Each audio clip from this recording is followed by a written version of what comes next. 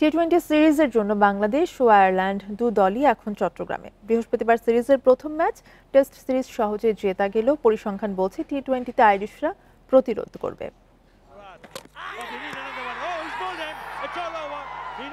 Test সিরিজে আয়ারল্যান্ডকে হারানো গেছে সহজেই, সিলেটে ইনিংস ব্যবধানে আর ঢাকায় 217 রান ব্যবধানে। সাদা পোশাকে সাফল্য সহজে ধরা দিলেও টি-20তে সেটা হবার কথা নয়। এখানে টাইগারদের পরীক্ষা নেবে আইরিশরা। 27 নভেম্বর চট্টগ্রামে সিরিজের প্রথম টি-20, পরের দুই ম্যাচ 29 নভেম্বর ও 2 ডিসেম্বর। টানা 4টি টি-20 সিরিজ জিতে আত্মবিশ্বাসে উঠতে থাকা টাইগারদের গত মাসেই মাটিতে নামিয়েছে উইন্ডিজ।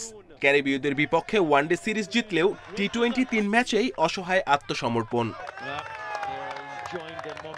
হেড টু হেডে এগিয়ে বাংলাদেশ, আর দেখায় 5 বারই জয় পেয়েছে টাইগাররা, হেরেছে দুবার, নো রেজাল্ট একটি ম্যাচ।